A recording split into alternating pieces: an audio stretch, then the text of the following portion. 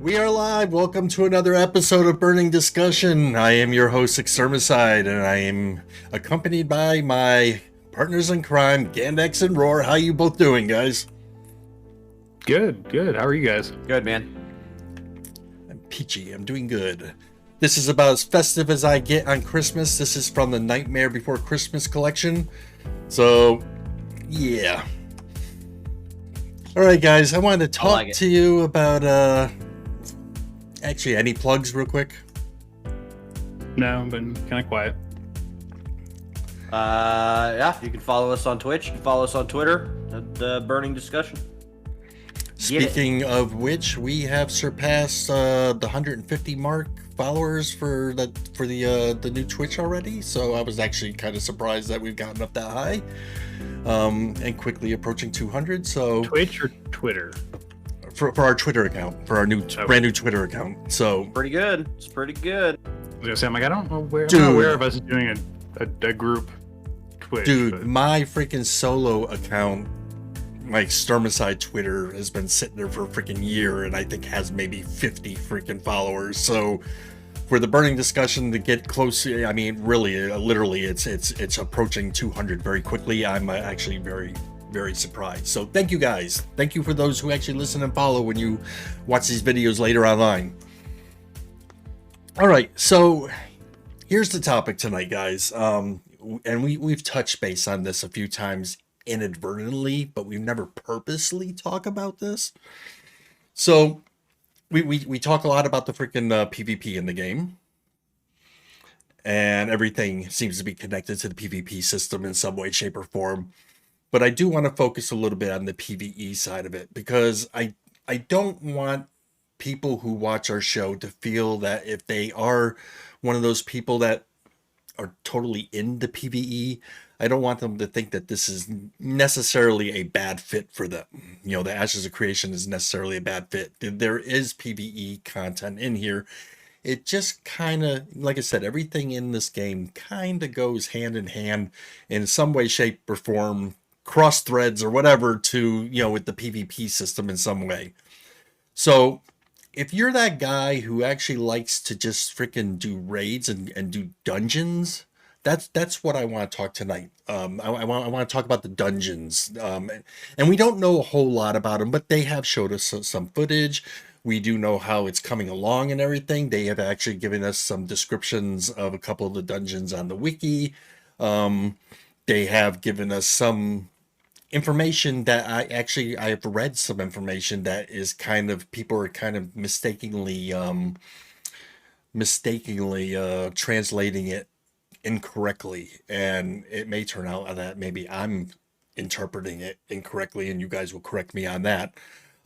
That particular thing would be they're saying that the world is, as far as dungeons go, is 80% open world dungeons for the game, 20% instance.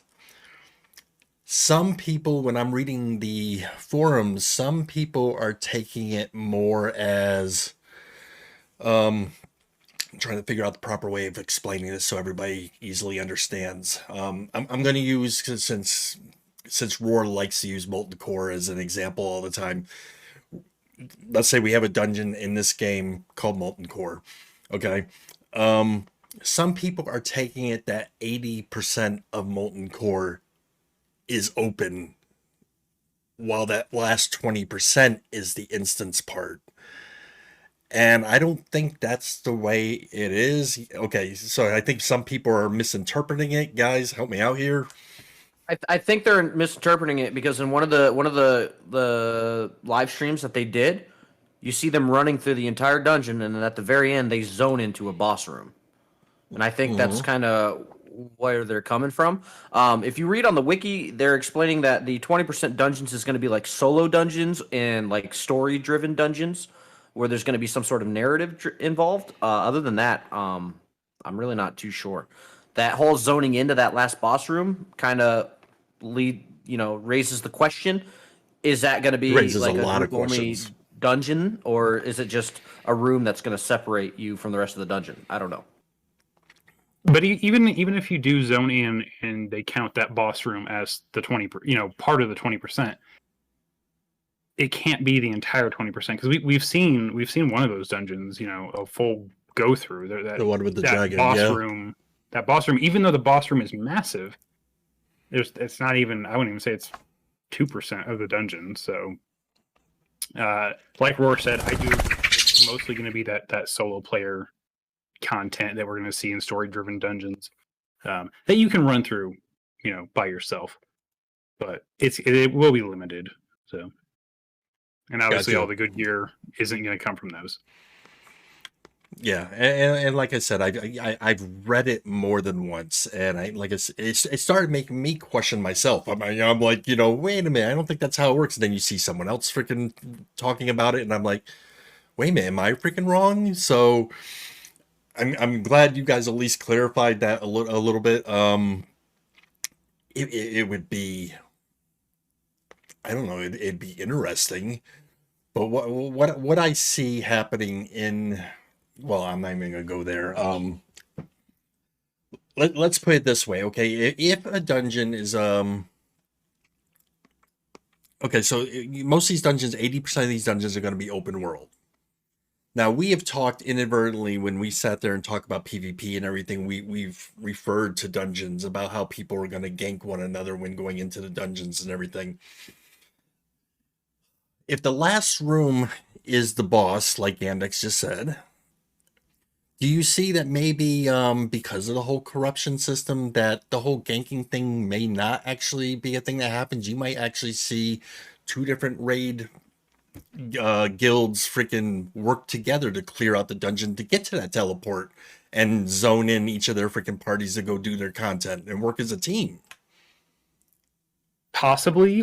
That's assuming that all boss rooms are instants, and we don't know that they are. We only know that they might be. Just because the flip side of that too is you could actually work your way all the way to the final boss, who is an instance, and then at that point it's all gloves are on. Let's freaking wipe. Wipe. Gloves are off. Yeah, exactly. Whoever's freaking the standing victor gets to fight the boss. Roar, thoughts? I mean, in every every experience I've ever had where there's shared content like that, and you're able to turn on the other team, it always turns into a shit show every time. Very rarely have I been in that situation where they're like everybody works together when they could have killed the other guys and share the loot and everybody goes home happy. I very rarely see that. So I don't know. It really all depends on the goals of these said guild groups or raid groups or whatever they are, and what the rewards are. And like I was saying, I can actually kind of see that people, like if there was another raid group and they come across another raid group, I can see maybe one leader whispering the other, say, hey, let's clear the way together, man. Let's not screw this up for either one of us. And I can see that probably freaking happening. Some fast clears to get to the freaking to that final boss and everything, and then zone in and. To me, it doesn't make sense. Like from your point of view, it does make sense. But if you look at it this way, okay, we two raids clear to the boss room, and then they fight, and a bunch of people die. Let's say no one has healers. Well, I'm saying if you work your way there and not fight. Well, I'm saying like when you get to the room that you then fight, like it's gonna be, if it's a shit show and everyone kills each other, it's a moot point. Like no one wins. If no one has resin, so it's not the point that you wipe them and then kill the boss and get the loot. It's the constant battle until one of them just gives up and leaves. And whether they gain a bunch of corruption or they get sick of the death run or what have you, that's usually how most of these fights turn out. It isn't just like a one time this group versus that group. It's a battle of attrition. Yeah. Okay. So. And what I'm saying is have a lot of patience to do that though. But what I'm saying is, what if both teams say, hey, neither one of us want corruption, neither one of us want wear and tear on our weapons or gears. Let's work together as a freaking team. Get to the freaking portal, port in. It's instance. You're not going to port in with them, so you're each going to go into your own little instance and fight your boss. It makes more sense for them. Assuming they're instance. I do not think they are. I don't. You don't think that final boss is I'll put instant? $1 on it. I do not. I'll put $1 on it. I'm 50-50. I'm torn because we've seen a few videos where they are instanced, but they might not be. That might just be for the their Alpha Zero stuff that they're doing. So I think that I don't final know. boss will be instance. I that'd be the worst thing in the world is to spend.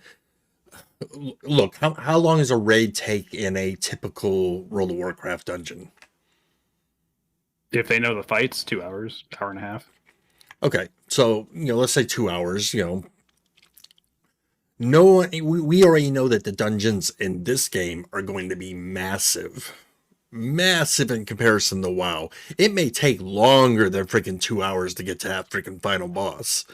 I don't think no one's going to want to get to that final boss just for us to sit there and zone in on the same exact boss and get into a hissy fit about who gets to fight the freaking boss. In which case, you just let whoever, you let the other team go first, go in, kill them. We'll wait for them to respawn. Unless these freaking boss dungeons are respawn once a day type thing, they're on a 24-hour timer, They might be. We don't know. Once a day is not bad, but then again, if you have like 4 raiding guilds that want to kill the same boss, that's kind of a pain in the ass. Okay. Like I said, I am trying to give the optimistic PvEer who's looking at freaking Ashes a glimmer of hope here that maybe you can sit there and forego the normal freaking PvP shit and still just run your freaking dungeons if you want. You're gonna have some PvP on occasion and everything, but PvP going into dungeons may not be exactly the worst case scenario that we were thinking that it could be in previous discussions. But you guys also got to look at it from a loot standpoint too, right? Like, the bosses drop loot based off of who tagged the monster and then who does the most damage, right? Mm-hmm. And they're not doing like a World of Warcraft like personal loot thing. It's still going to be Loot Master. So how do you work with another guild to say, or you guys get the loot or we get the loot, everybody rolls on the loot, whatever? Would you rather share your loot with 20 people that's in your own personal raid, or would you rather share it with believe me, 40 people, I get what you're saying, because that's assuming that you're all going to get to that final boss at the same time. I'm kind of hoping that the final boss is instanced, that you go through that freaking portal and then the dragon is there, and that you guys are separated. You can each raid group can go into the portal and be in their own instance for that final boss fight, because being ganked during a freaking boss fight, especially the final boss fight, that's gonna suck ass.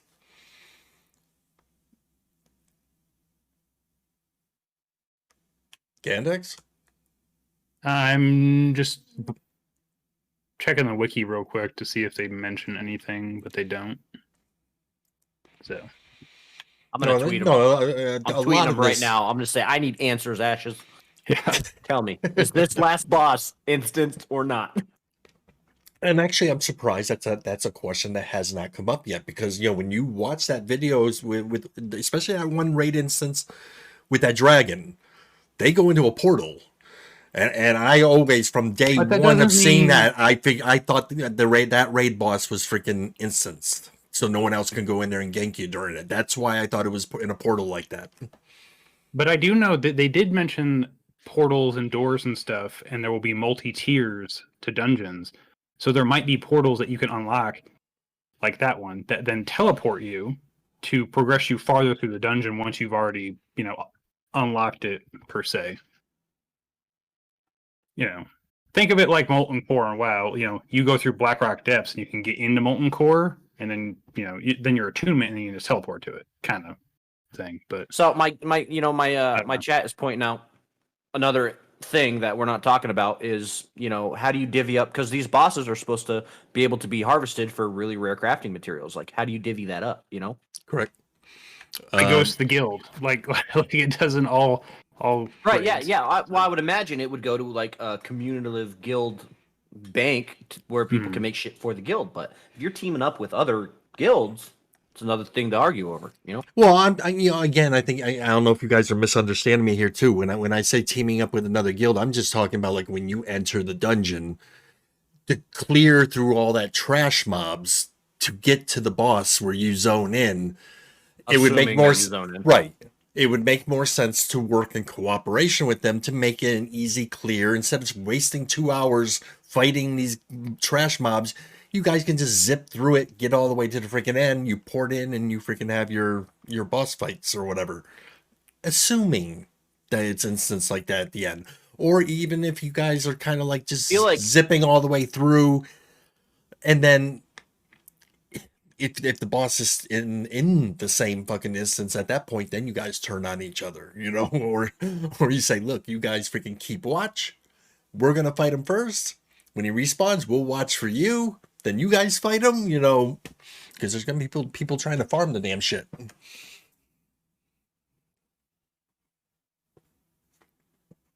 yeah, I mean, It brings up a lot of what ifs. it does, but I feel like this whole if it's a zone in kind of mechanic, I feel like that goes against everything that Ashes has said they want to do. They want everything to be able to be contested.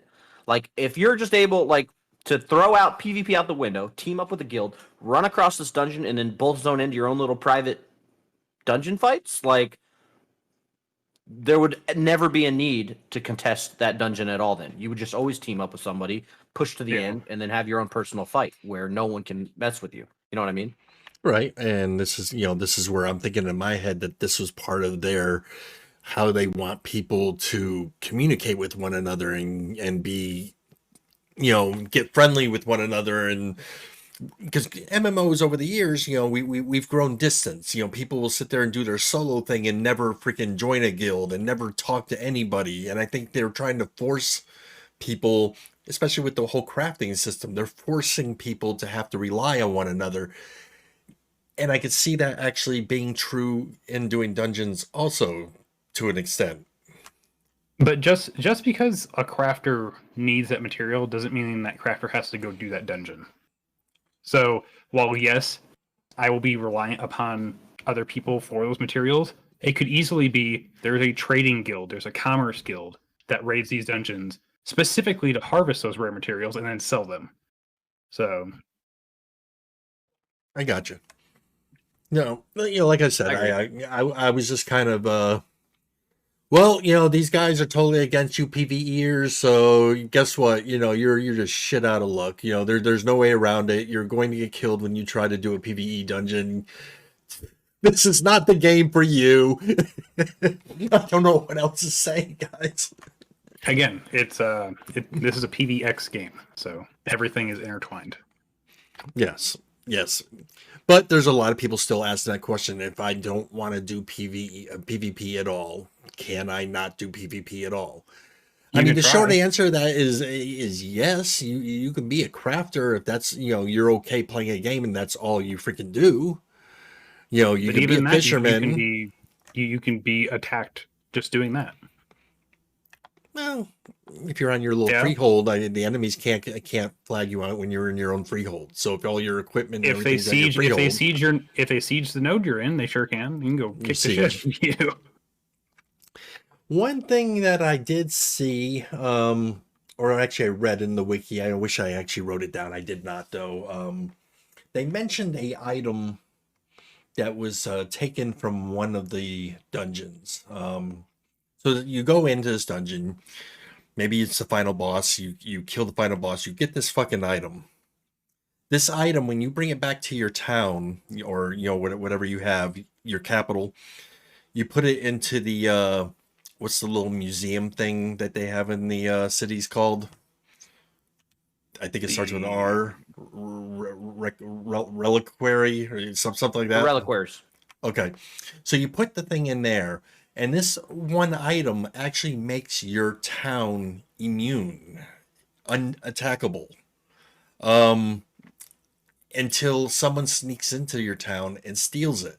And if you go back to the Predator video, that's what that whole video is about. The guy freaking going in and stealing that freaking jewel or gem or whatever the frick it was. And then he sat there and signaled to the catapults, all right, you guys can now attack. Um, did you guys know about this item before? Because I had no freaking idea I about know this about item. items like it, and they're called relics, which they grant special powers to nodes. Um, and I don't know if they scale depending on what the node level is, but they might. Um, we just don't know enough about them, but they do grant special abilities and Richard, haven't seen you in a while. for nodes and possible crafting abilities as well. So for citizens of that node. ALD, the game is still about a year and a half off. Sorry, I've been sending out this tweet. No, that's fine. I got people talking to me in my chat too. So yeah, I was not aware that the artifacts were gonna be able to have that kind of power. Your freaking node is unattackable until the other people freaking steal it. I think that's freaking awesome. I'm just curious on what other abilities these relics will have. But Well, if being unattacked is, unattackable is one that I'm gonna guess some will maybe increase your income coming in for everybody who's under that node, or maybe your production when you're crafting stuff. It might you might get higher outputs. These are the easy things that come to mind. So what other little hidden ones they might have? it also brings the question: how many a node can have at one time? Is there going to be a limit? Is it going to be you can have one at a time, or is it infinite? Can you have 20, 30 relics all granting massive boons to you and your citizens? That's a very good question, considering your reliquary is kind of like a mini museum. So you figure it could hold more than one. I would hope, unless you're sticking it in the freaking broom closet. All right, I sent out my tweet. I'm ready to join the conversation. But we're done with the Roar's show, back, man. everyone. We're done with the show. Shit. What happened? You're talking about reliquaries? What about them? And Ghandex wondering if maybe can you put more than one item, more than one of the super artifacts in the reliquary. From the live stream where Steven was talking about them, there's going to be multiple tools that will apply to different parts of that node's community, like some for crafting, some for dungeoning, whatever. And that's part of the things about being sieged is you want to defend your tools because I guess they're pretty powerful upgrades. And anybody who sieges your node can take them and put them in another node instead of unlocking them over time. Like you have to, they can just steal them from you and have them instantly when they upgrade their node to a certain level. From my understanding, that's the way they made it sound. Again, Troy, they'll never do that, and I hope they never would. And that's a huge part of the whole.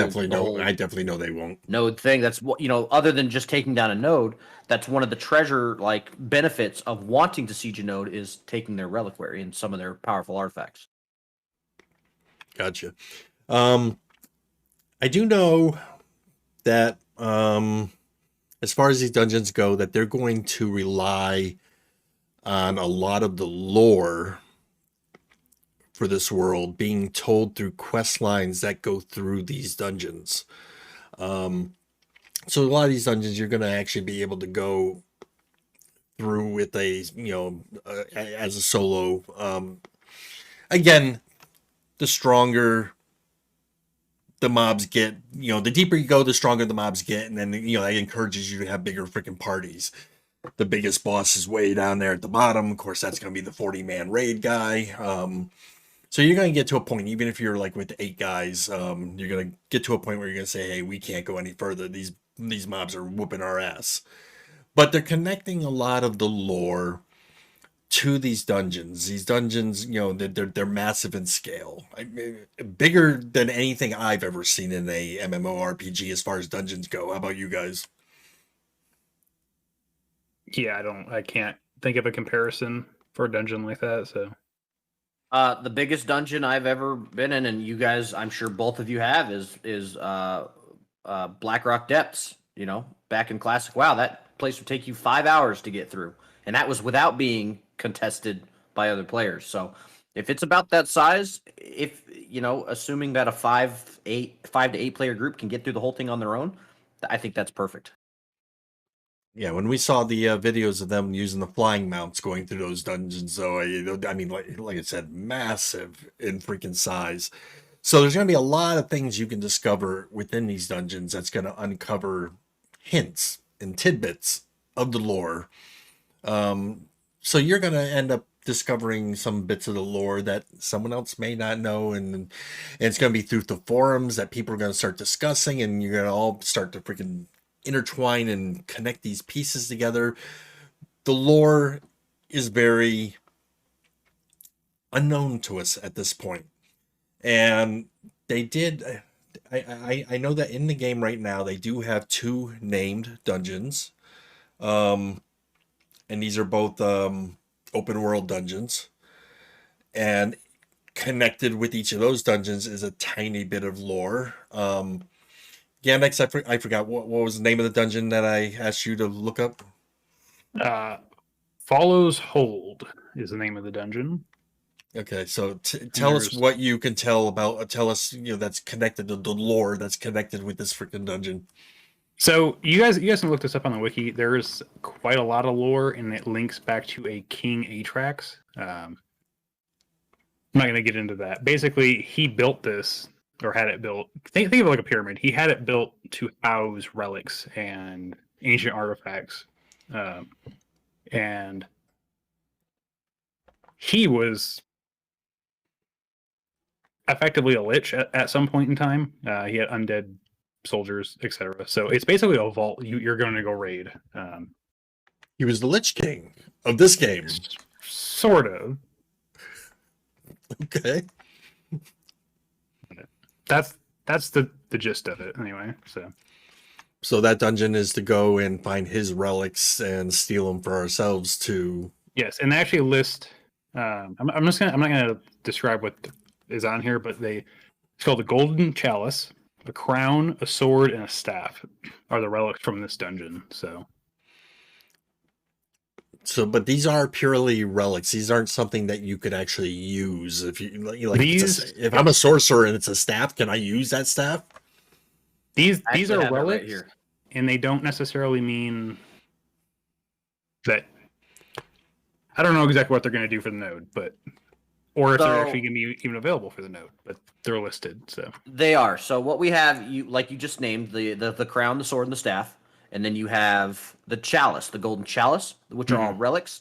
It says relics are achievements for a node that unlock over time. They allow node citizens to craft certain legendary items and progress in certain legendary quest lines. So on here, at least, and I don't know if I didn't read the dungeon that you had to read up on. On here, it actually links all these back to this King Atrax guy. So. Yeah. Okay. So did you guys watch the lore reveal during their 24-hour charity live stream? I don't believe so. No, I did not. So actually, that's the first time that Steven actually revealed to us King Atrax, who he was, and how magic came into the world, and how these relics created that, and how the ancients came to be, and all that kind of stuff. So if you're unfamiliar with that, go watch that little section. I think they highlighted it on their YouTube about the lore reveal. It's pretty good. Okay. But they talk about how these 4 relics came into being. Okay. So what was the name of the dungeon I asked you to look up? Dunheim. So that's the ancient in the dwarven city. Gotcha. So mine's actually kind of interesting. There is a little bit of lore associated with it. And I think that's one of the dungeons that we did see. It's an ancient dwarven city in the middle of a mountain. Think of like, Ironforge or the Lonely Mountain from like The Hobbit, or like the Mines of Moria. Moria, yeah. Ancient dwarven city, thriving city, and they decided, they had watched. They called them the Harbingers. They were these lights in the sky that kind of just kept lighting up over hundreds and hundreds of years. And the oracles and the priests named these stars the Harbingers. They weren't necessarily stars because they were invisible during the day. They were in the same part of the sky. So a lot of them believed them to be the gods. And some of the oracles had sensed something terrible was happening. So they had pleaded to the dwarf elders to flee the city because they thought something bad was going to happen. And this is referring to the Great Calamity, which happened 1,000 years prior, that forced everybody to leave. And the dwarves, stubborn by nature, they decided that they were safe in their mountain during the Great Calamity, which was a huge mistake. The ancients, dropped their perverted plague across the land, and the big baddies came and wiped everybody out. So they described this as because they never left, they didn't empty it out. So just an abandoned treasure hoard of a dungeon where there's lots of powerful and ancient loot to be had. So it's pretty neat. I love the story. I love that back lore for that whole, because I've seen pictures of it, and now to know that makes it wow. I like that. Don't hear you.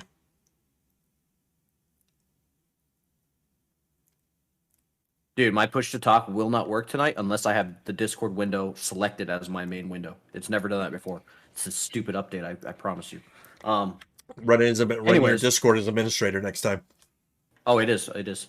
I think it's whatever this OBS update is screwing with me, I think. Anyways, yeah, so they were trying to figure out for hundreds of years what these lights in the sky were.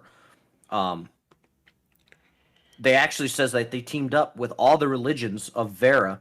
Even though they don't believe in the same gods, they were all working together to try to figure out what these lights could possibly mean. And only a few oracles had these visions or whatever that it was going to be bad. So they said, we need to get the hell out of here. And they pleaded with the dwarf elders to go. And they're like, nope, we're safe right here. This is our fortress. We're in the middle of a mountain.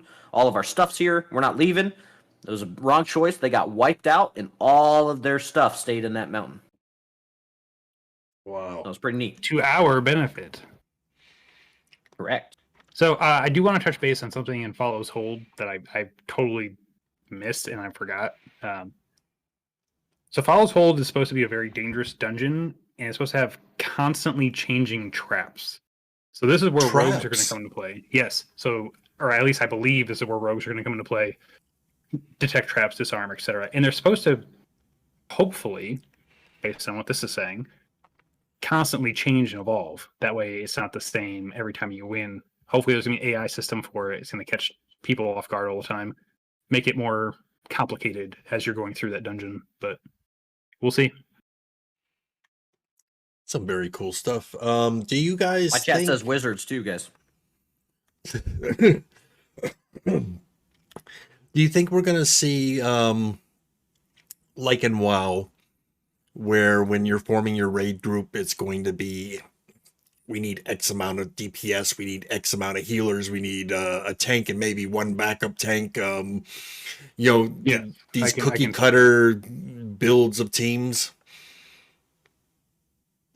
I don't know if it's going to be, and that might change depending on the dungeon and the bosses you're going to fight, but it does say under the dungeons page in the wiki that there's going to be raid strategies, required composition of DPS, healers, and support, key positioning, etc. I was honestly with that question expecting you guys say, "Oh yes, we're definitely going to want to have a certain composition."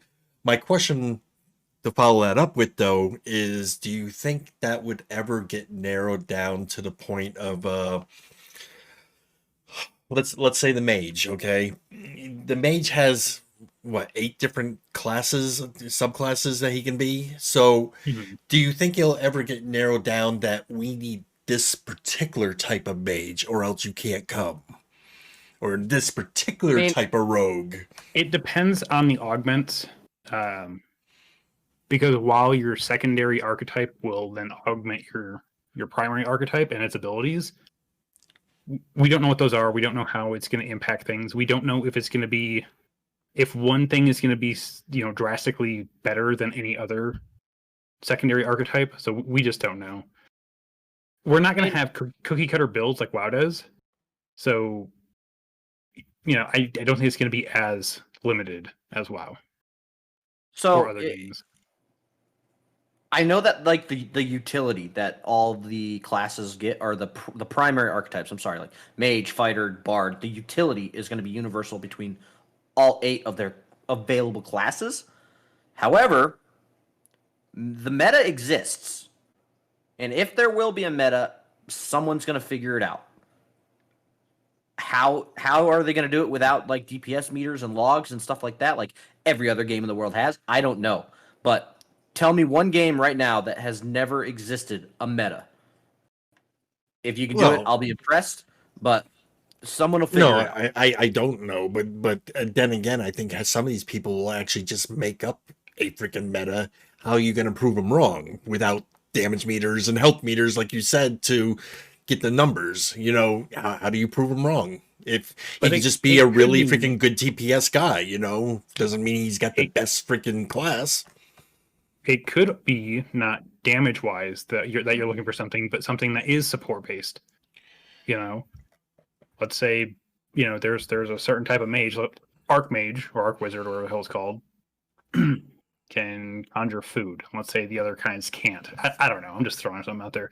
That's something that might be beneficial to have in a party or in a raid versus, you know, another one that can't. You don't need two necessarily, but you'd like one, you know, something like that. I mean, but then again, I don't know. There, like you said, it's something like my chat says, it's something that's going to need to be tested and fleshed out. You know, if you can tell right away, like every game that we play, if you walk out into the open world on this class, X class, right? Your first mob you come up against, you two-shot him. Okay, feels good, whatever. Log on the neck, not healer versus DPS versus tank, right? Just DPS versus DPS. You log on another DPS class, you walk out that same front door, you find that same mob you just two-shot, and he kicks the crap out of you, right? But that can go back to resistances that the mob has, physical versus, you know, elemental, right, etc. Things like that. But that's the meta. That's what creates a meta. This class feels better than that class, so that's what people are, you know, in some under that circumstance. Going to say that. It would depend on what dungeon you're going to. If you're going to go into a dungeon that has a bunch of frost elementals, you're not going to bring a bunch of frost mages. Correct. But that's going to be very specific to this exact run. If you're just talking about like overall feel, that's when a meta will exist. Some heavy influencer, because let's face it, 80% of the player base isn't going to go in there and do their own testing. Not like you or me. They're just going to look at, okay, who says what is the best? Okay, this guy, you know, he's a big-time influencer, YouTuber, Twitch guy, whatever the hell. He says that this class is best, that's what I'm going to play. That's all it takes. That's literally all it takes. Okay, so here's a question for you guys that I really don't know the answer to. I know that, okay, your primary class you can't change, but your secondary you can through some work. Does changing that secondary class, your skills, your actual skills, are they connected to the main class or to the secondary class? So all your abilities are going to be based on your primary archetype. Your secondary archetype and anything else that follows, like we talked about, like, you know, the trader skill, rogue skill, etc. Any augments that you have are going to be tied to your primary archetype. So you can go and switch out. Let's say, you know, I'm going to be a tank cleric, so that's a paladin. If I wanted to swap out to be Juggernaut or whatever the hell it's called, I still retain my normal tanking abilities, and then those will be augmented based on the secondary archetype. Okay, so what I'm trying to get at is, as far as your spells go, your actual abilities, if you like if you're a spellcaster, because you said no one was going to want to bring a bunch of frost mages. So how easy is it for me as to an example? Right, exactly. Yeah. But if the dungeon that spawns in our nodes area is a place where we want to have a bunch of fire mages or whatever, how easy is it for me to change my skills or my augments or whatever to that? Do we know that answer? Don't know how complicated swapping out your secondary archetype is going to be. We also don't know. So, like some augments, like social organizations, like if you're part of the Rogues Guild, it has the possibility to augment this skill to do something else. That is an option you get to select. We know that. It's not just going to replace it automatically. We do not know if your secondary archetype is going to automatically replace things and augment them, or if it's going to be an option where you get to choose, I want to augment this ability. We don't know how it's going to work, so... Okay. So using a mage as an example again, you have X amount, like when you level your mage to top level, you have X amount of freaking abilities that you know that you've learned just from leveling, and Yes. you're only allowed to carry X amount to your bars to actually be able to use and equip. Correct. Okay, so So maybe swap, we so don't know how, we don't literally know how low. swapping those out then should be relatively just No, an it's easy it's gonna be swap more out. like talent trees. You're going to augment an ability by spending points, but we don't know how a secondary archetype is going to change that. We don't know if it's going to be an option, like you get the option to spend points into this to augment it to this, or if it's going to be this is now changed to this, and you spend points to level it up. Because there No, are going to be. it takes skill points to apply the augment as well as skill points to level up that skill. Okay, So it and might they are be capped. as simple So as going to an they said that NPC this and paying. skill can be augmented really high, and if you use all your points there, the rest of your skill points are going to be augmented very low, or not augmented at all. but we don't Their skill know points. if certain augments will be automatically applied. That's my point. We don't know. I don't But think it so. might be something like ESO where you go to a trainer and say, "Hey, I want to respect my talent points," and you pay X amount I of think it's gold going to to be more freaking do it. involved than just You can respec your talent points all you want. Changing your secondary archetype, which is changing everything, they said they don't really have that in a concrete form yet, but more than likely it's going to Gotcha. be like a quest or something like that. Okay, so my feel mage like it's character, involved. who's a mage out of the box, without his secondary, I'm pulling my freaking fire spells to my bar and everything. But if I wanted to, it's easy enough for me to swap out and put frost spells there instead. That's not going to really cost me anything. I could just easily swap the skills. Possibly. We just don't know yet, but possibly. I might find out on the 18th. I don't know. We'll see. It's up to Good you, point. man. I'm not gonna. I mean, mage is gonna be my first choice, but you know. The mission has been given to you if you choose to accept it. All right. Real quick, can I go back Yes. to the meta thing real quick? This guy, Yeah. Daedrin in my chat, said a very solid This is a really solid point for the whole Hey, meta thing. Daedrin. There you go. He says the proof will be in the pudding. Even without concrete evidence, the performance that people will come to know will create a meta. That's a very accurate statement. What they can see with their eyes I that can they get see behind that. works well creates a meta.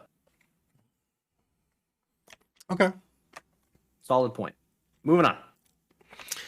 All right. By the way, are we going for an hour or an hour and a half again?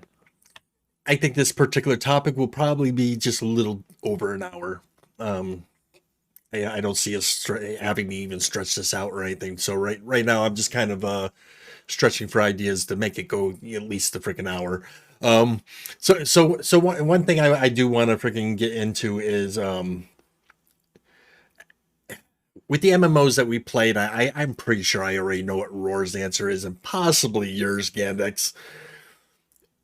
As far as doing dungeons, as far as doing raids, what MMO had the best? Who does that the best? EQ2 had really good ones. I mean, I thought I like ESOs. I like the idea of ESOs. Some of the mechanics were a little wonky. WoW. Some dungeons were very good in WoW, and some were utter fucking crap. What the hell was that shit raid in Legion? Emerald Dream or Emerald Nightmare. That was awful. Fucking garbage. One of the best things I thought that came out of Cataclysm, because I thought that was a shit expansion, was some of the raids. Some of the raids were actually really good. So, but the expansion was crap, I thought. So. Roar. You know, I've played so many. I don't think I have a favorite. Rift was really good. I liked a lot of Rift dungeons. But for me, like every game had something I liked and some things that I just kind of don't care about. World of Warcraft, for example, their earlier dungeons were hard and they were very long. You could easily Yes. get lost in a lot of the dungeons, like Sunken Temple. Like who remembers Sunken Temple? If you took a wrong turn in that place, you were lost. That was fun. Dungeons today are completely almost linear. And they have a built-in map. You know where you're going. The adventure part of that game doesn't exist anymore. You literally go in there, you don't control mobs anymore. You pull the whole dungeon, zerg it all down, you get loot, and then you're done, you know? Wow, I didn't And realize it actually got to that yeah, point. you're just going in for loot now. The whole adventure thing, it's gone. But EverQuest had their dungeon zones, and they were a nightmare, but they were super fun. They were hard. You literally had to fight your way to your farming spot. Um, Final Fantasy 14, A Realm Reborn, and Shadowbringers, everything that it is now. Their dungeon fights, the boss fights, with all their crazy mechanics and all the telegraphs over the like telegraphs are a big thing. Some people like them, some people hate them. That you shouldn't get a tell that tells you where this move is coming. But when it's going absolutely crazy, and you're just constantly dodging stuff because these cool mechanics, feels really impactful and just exciting to see. So I think everybody has their own version, and I like a lot of different MMOs dungeons, but they all have something that I also dislike. So that's So my since answer. we know that Steven is copying a lot of stuff from other MMOs, whose dungeons would you like him to have most influence what's going to be in Ashes? I'm sorry, what? Really? I'm sorry. I got Seriously? a lot of chat going on. I'm really sorry. So we know Steven's copying a lot of stuff from other MMOs and everything. So as far as dungeons go, who would you like to see him replicate as far as how the dungeons play out? I feel like he's taking the older MMO model where it is that longer progression, story driven, with an actual story. You have to, like Roar said, control the mob sometimes where and nowadays, yeah, you don't have to. And I did forget to mention, Final Fantasy 11 and 14 both have great dungeons and raids, and that's something that I totally spaced there. So I can see him taking an approach that leads back to those longer, more epic style dungeons. So Yeah, I get just from what I've seen in his dungeon videos, I get heavy EverQuest vibes of it's not necessarily a linear dungeon where you zone into and you're just there until you kill the final boss. Like you can sit in this dungeon for hours and keep farming respawns and it will be lucrative in some way, shape, or form for you. And that to me is fun. Reminds me of That brings like go ahead. anime. Right.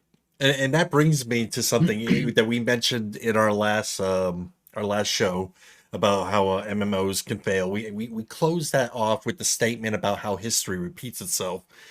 And for a lot of people, if you didn't know, the guy who was most in front of Blizzard as far as being a WoW player was he went by the name of Kaplan. He was an EverQuest player. He was someone who got fed up with the way things were going in EverQuest and how things were playing out in EverQuest that he said, you know what? I'm going to make my own freaking game. And he pretty much freaking started going the route with the whole World of Warcraft thing. History is repeating itself again. And what was old becomes new again. Hell, you just said you just mentioned Roar that during boss fights, certain boss fights not being telegraphed, and you like that better. That's how it's going to be in this game. These bosses are going to freaking maybe wind up to sit there and do a super move, but there's going to be no telegraphing on the ground to tell you where that freaking blow is going to land. And I like that. I'm actually that means you're gonna have people who are gonna have to actually learn the freaking fights and not just be carried through. I agree. I well, like it's not the even that you idea have to of learn it. like You're gonna have to be reactive to it because these boss fights shouldn't be static. They're gonna have dynamic abilities going on. So I think a lot of raiders have become lazy over the years, though. yes, well, I could tell you this is that the way that they're designing these bosses to change based on how well you did earlier in the dungeon is really, really cool. It's going to keep you guessing for a little while. Eventually, you're going to get used to what it does and what you could possibly see come out of this boss. Mhm. But the whole adapting to your party's strengths and skill, I think, is really, really cool. And if they can pull it off, it's going to be a really unique feature. I'm hearing that whole phrase so often. If they can pull this off, if they can pull that off, because they're putting a lot on the You freaking say table that. here. They're putting a lot here on the freaking table, man. And it's ballsy to come out and sit there and say, "Hey, we want to have this, and this in our game." most people, most game developers go the easy route and say, we're going to do this and this and this, and then fail at just doing those simple things. Where this guy is really saying, we want to have this, this, and this, and if it takes longer for us, then it's going to take, the game won't get released till later. I mean, he's saying all the right things, that please don't do a cyberpunk and release something that's completely freaking broken, release something that's freaking stable. I don't know if you guys saw any of the freaking videos from Cyberpunk, but oh my god. I haven't followed. Well, Yeah. I mean, the difference between Cyberpunk is they have their own internal testing team, and however large or small it is, I don't think it's enough eyes. Intrepid has thousands of alpha testers. So if every single one of these mechanics or features is completely dependent on the testing.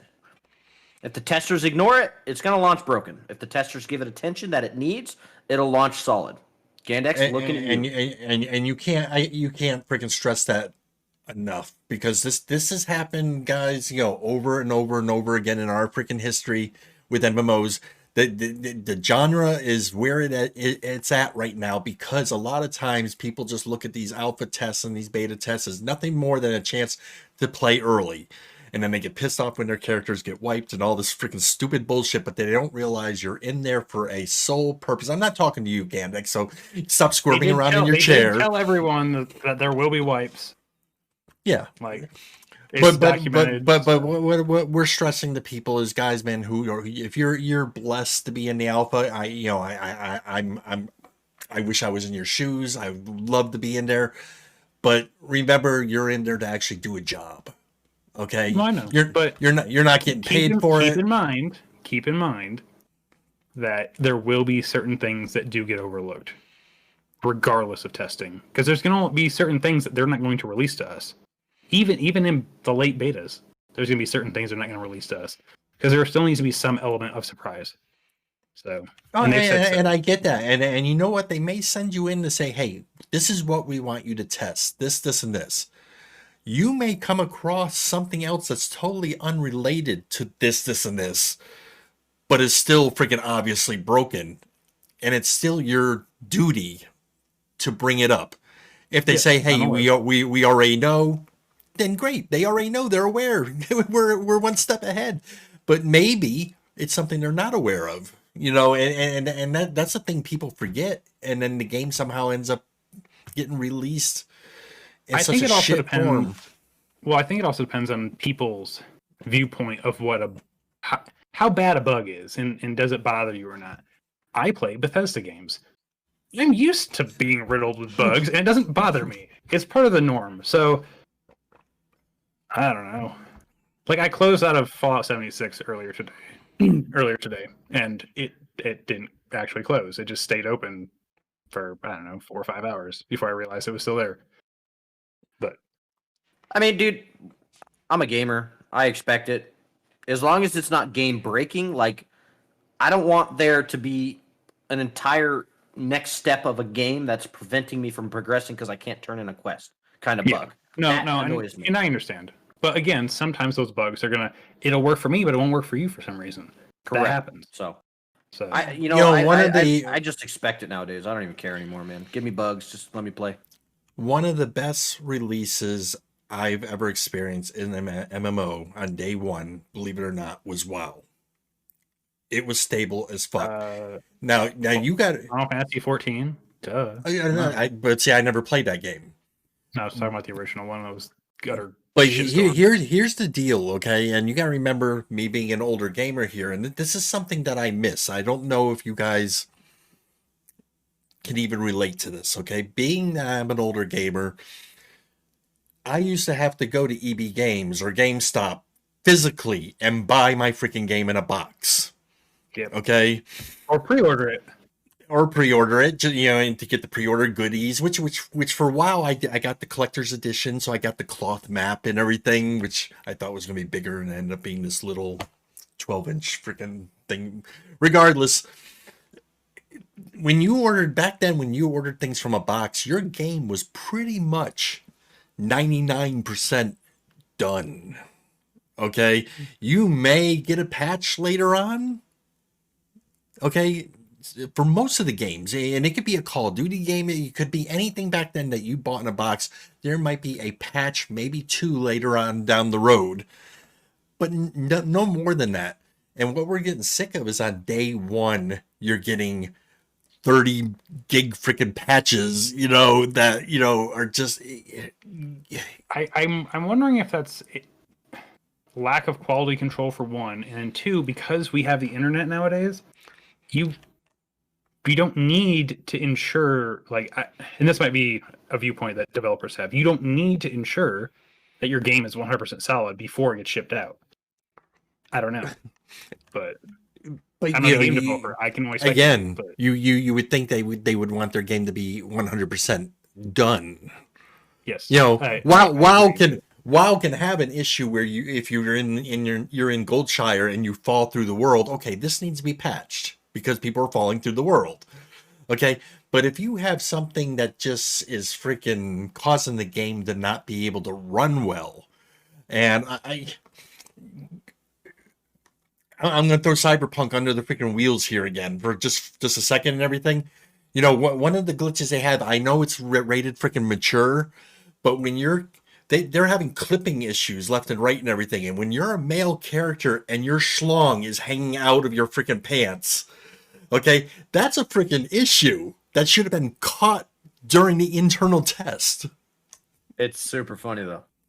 It's super funny, but imagine you're that dad. Imagine you're that dad who's freaking playing and your freaking child walks in and sees this on your screen. It's like dad's looking at cartoon porn again. I will say sometimes these issues are hardware dependent. I know that they didn't have the game optimized for the new Ryzens that came out, and supposedly they released a patch. Don't know if it fixed anything or not, but Cyberpunk needed more time in the oven. I don't think there's anyone that would disagree with that. I'm not arguing with you about that. I'm just saying that some of these things, because there's such a huge variety of hardware out there nowadays, it's so hard to verify that all of it works together. Oh, I agree. With a game. So, in the olden days, you didn't have to worry about that.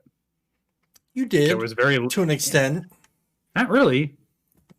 It was different. There was, but still, some people could have.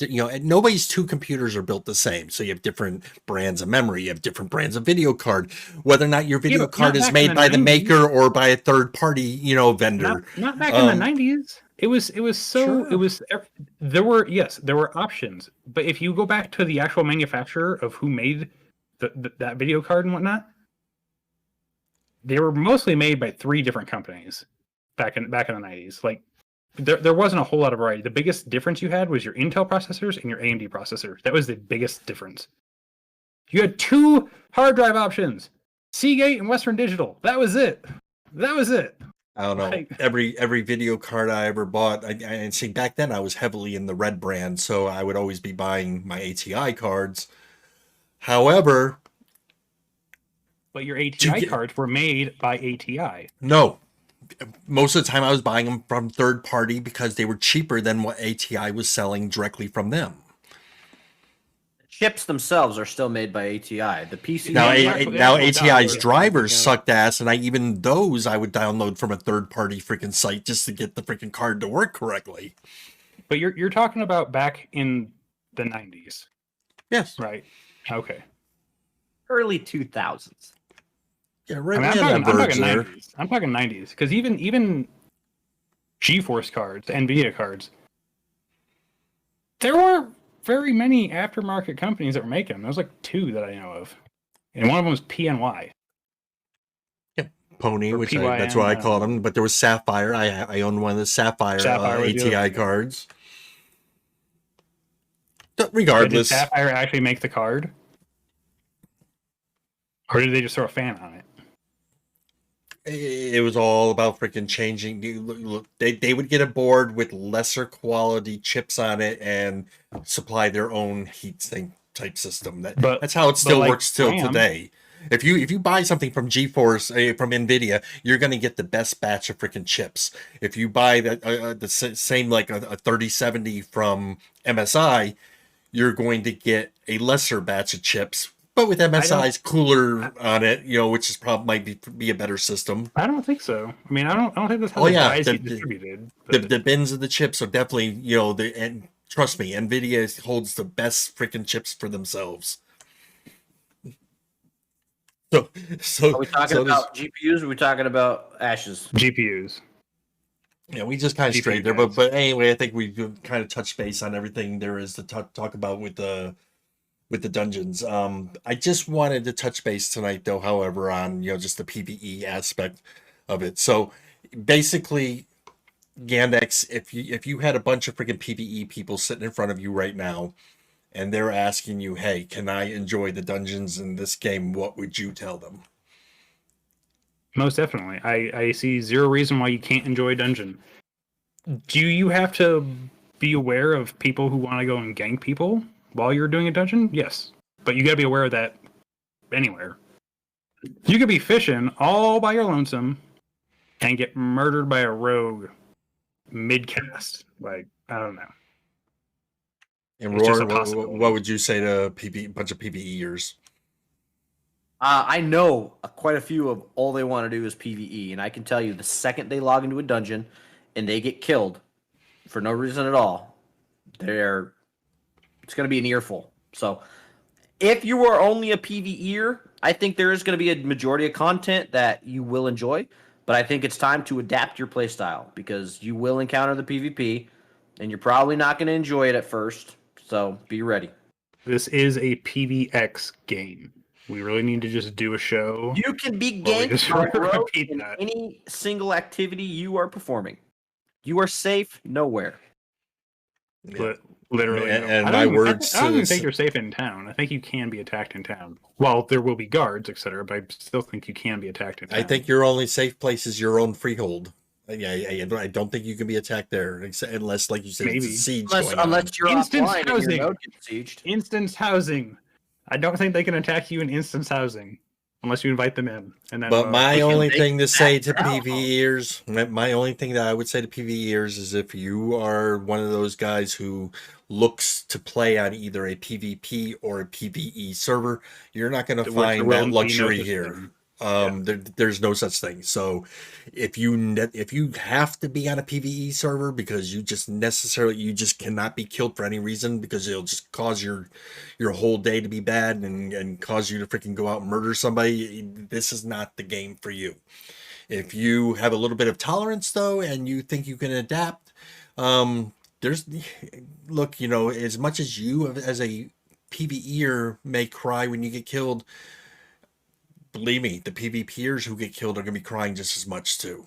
Everyone in this game is going to be doing the same amount of crying and the same amount of cheering. And when things go good, they're going to go good, and when they go bad, they're going to go horribly wrong. And it's just going to freaking happen. It's going to be one of those kind of games. Yep. All right, guys, we're going to end it there. Thank you for hanging with us. And next week will be our show before Christmas. You'll be here, Ghandex? Yeah, it's Monday, so yeah. Okay. Well, depends. When's the alpha over? It ends on Monday, but we don't know what time. So if it ends like 11 a.m. Monday, then yeah. If it ends like midnight Monday, then tough shit. You told your wife that this is what you're doing? Yeah, I mean, I'm gonna play as much as I can, but I still have no work, no honeydews, responsibilities. So 18-pack of Red Bull and some Twinkies. I don't like Red Bull. Anyway, guys, I haven't had a Twinkie in years. We're out of here. We'll see you next Monday, 9:00. Catch you later. Night. Hi, guys.